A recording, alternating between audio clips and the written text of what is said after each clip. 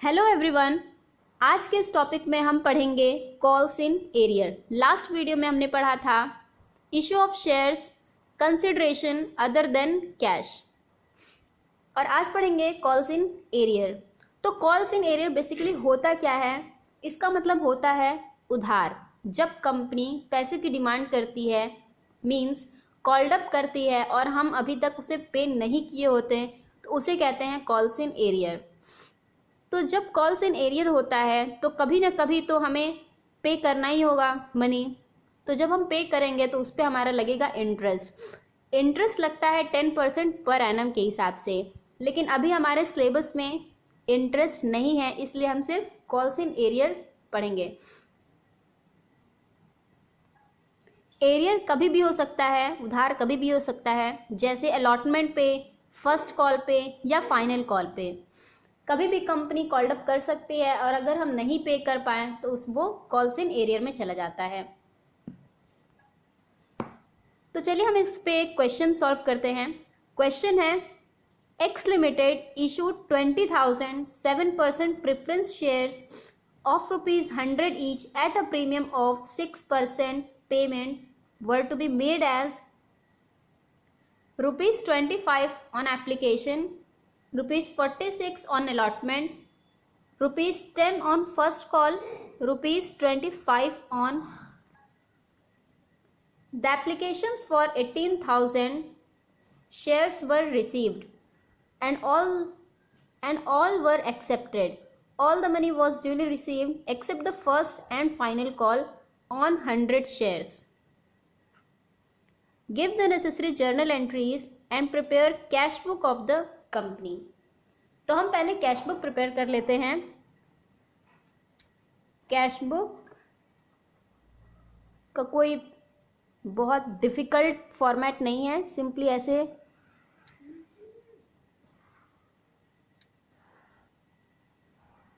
ये रहा particulars, rupees,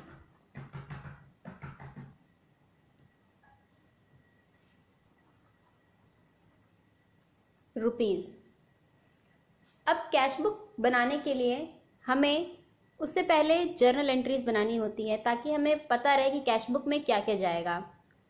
बिना जर्नल एंट्रीज के थोड़ा सा डिफिकल्ट होता है सोचने में, हमें माइंड में सोचना पड़ेगा।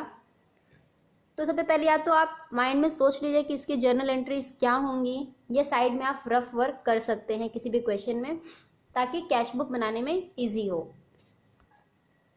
कैश बुक में वो अमाउंट जाता है जो जर्नल एंट्रीज में बैंक या कैश के नाम से होता है एंट्रीज, उसके ऑपोजिट वाला। मीन्स बैंक अगर डेबिट में है तो उसके ऑपोजिट यानी क्रेडिट में जो कुछ भी है, एप्लीकेशन मनी है या अलॉटमेंट है, फर्स्ट कॉल या फाइनल कॉल जो भी है, वो अमाउंट जाता है। तो हम जर्नल एंट्रीज में अगर बात करें तो एप्लीकेशन के लिए मनी होगा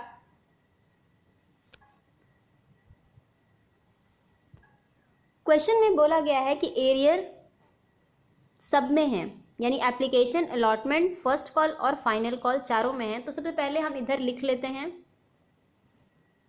और अमाउंट हम बाद में डालेंगे जब जर्नल एंट्रीज कर लेंगे तब। तो 7% प्रेफरेंस शेयर एप्लीकेशन,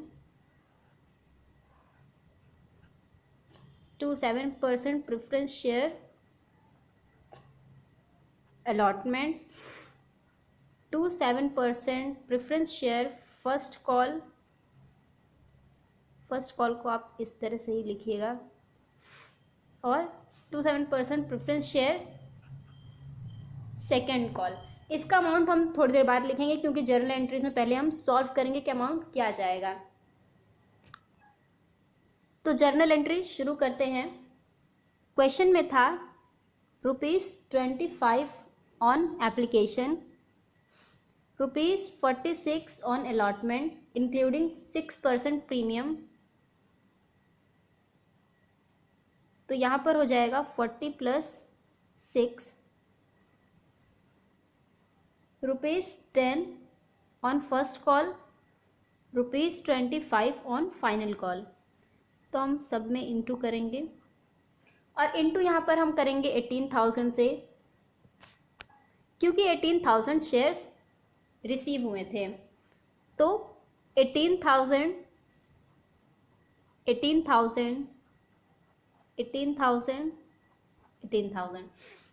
इन सबको इनटू करके लिख लेंगे।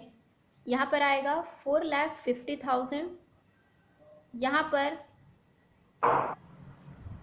यहाँ पर आएगा 7,20,000 प्लस 1,08,000, यहाँ आएगा 1,80,000 और यहाँ 4,50,000।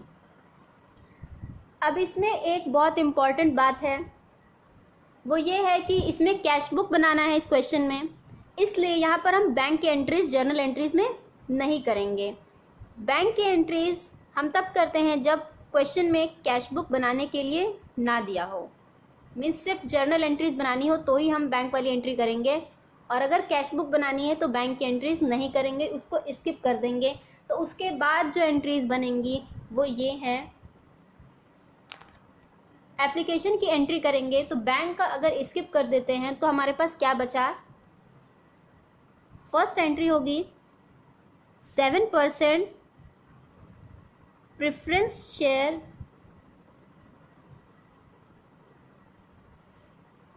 Application account to preference share capital. तो इसको शॉर्ट में लिख देते हैं प्रेफरेंस शेयर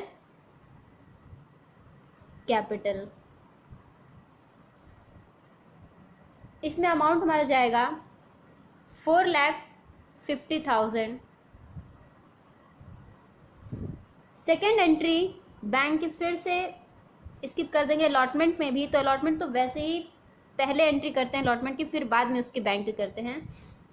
तो एंट्री है 7% preference share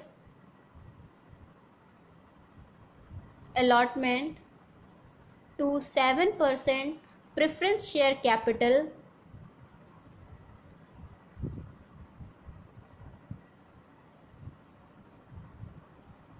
to security premium reserve. यहाँ पर अमाउंट जाएगा, यहाँ पर जाएगा जैसे कि हमने ऊपर लिखा था अभी 7,20,000 और प्रीमियम था 1,08,000, और इन दोनों को टोटल करके यहाँ पर शेयर अलॉटमेंट में लिख देंगे 8,28,000। अब फर्स्ट कॉल की एंट्री करेंगे,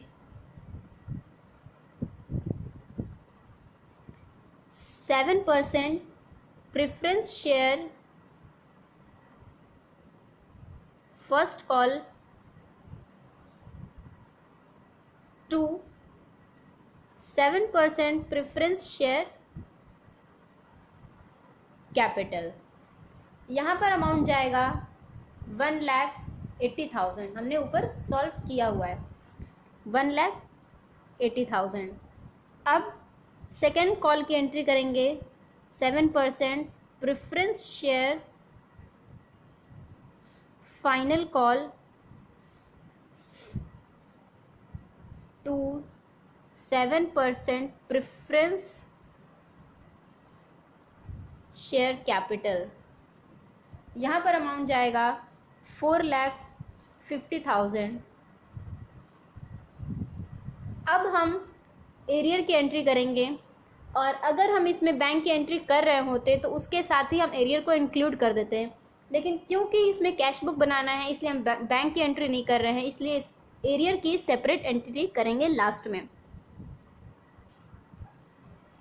क्वेश्चन में दिया हुआ है कि 100 शेयर्स रिसीव नहीं हुए हैं फर्स्ट कॉल और फाइनल कॉल पे, तो इसे कैसे सॉल्व करेंगे। 100 शेयर्स यानी कि ये 18,000 के जगह 100 फर्स्ट कॉल और फाइनल कॉल पे रिसीव नहीं हुआ था, यानी कि 10 इंटू 100, 25 इंटू 100, 10 इंटू 100 1,000, 25 इंटू 100 2,500। अब एरियर है यानी कि नहीं मिला है, इन दोनों में से माइनस कर देंगे। अब एंट्री करते हैं calls in arrear, calls in arrear debit में जाएगा to 7% preference share first call to 7% preference share second और फाइनल कॉल, यानी फर्स्ट और फाइनल कॉल पे हमें 100 शेयर्स रिसीव नहीं हुए हैं तो ये दोनों क्रेडिट में। Preference share first call, preference share second call. First call पे हमें 1000 नहीं मिला था और सेकेंड पे 2500, इन दोनों को ऐड करेंगे 3500।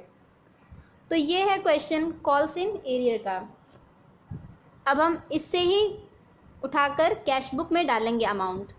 तो कैश बुक में जो अमाउंट जाएगा, कैश बुक में हम ऐसे अमाउंट डालेंगे, सपोज़ यहाँ होता ये एप्लीकेशन की एंट्री है, इससे पहले अगर हमें कैश बुक नहीं बनाना होता तो बैंक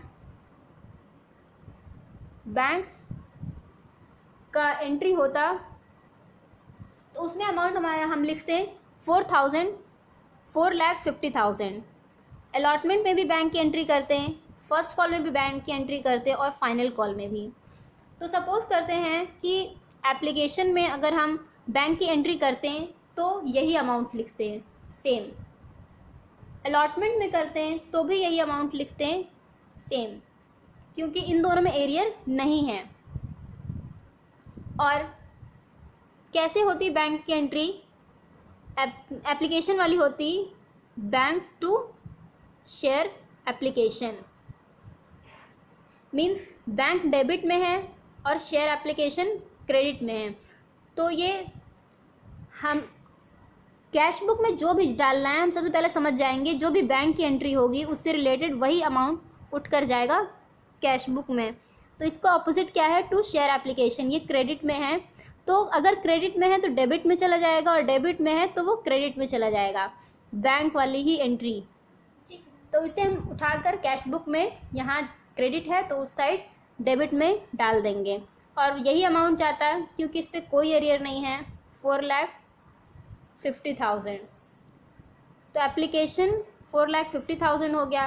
अलॉटमेंट में 8,28,000 डालते हैं, इसमें भी एरियर नहीं है और ये भी डेबिट में ही जाता क्योंकि इस टाइप से ही एंट्री बनती, बैंक डेबिट होता और अलॉटमेंट क्रेडिट होता। तो क्रेडिट है तो उस साइड जाकर कैश बुक में जाकर ये डेबिट हो जाता। अब फर्स्ट कॉल पे और फाइनल कॉल पे एरियर है, एरियर फर्स्ट कॉल पे है 1000 और फाइनल कॉल पे था हमारा 2500। इसमें से अगर माइनस करेंगे तो होगा 179,000, इसमें से माइनस करेंगे होगा 4,47,500। तो ये अमाउंट जाएगा एरियर का माइनस करने के बाद, और वो भी डेबिट में ही जाएगा क्योंकि एंट्री तो वैसे ही बनती bank to share first call, bank to share second call, यानी कि second call first call credit में है तो उस साइड डेबिट में चला जाएगा। तो इस अमाउंट को हम उठाकर कैश बुक में डालते हैं। एप्लीकेशन में 4,50,000, अलॉटमेंट में 8,28,000, फर्स्ट कॉल में हमने बताया था कि 1,80,000 में माइनस 1,000 करके डालेंगे तो 1,79,000। सेकेंड कॉल में 2,500 माइनस किया तो आ गया 4,47,500। और इधर बैलेंस करने के लिए क्या डालेंगे, बाय बैलेंस कैरिड डाउन। ये अमाउंट हम टोटल करेंगे, जो भी आएगा वही सेम अमाउंट यहाँ पर आएगा और यहाँ पर आएगा, बैलेंस हो जाएगा। तो अमाउंट है, इन सबको ऐड करेंगे तो हो जाएगा हमारा अमाउंट 19,04,500 और यही 19,04,500 यहाँ और यहाँ।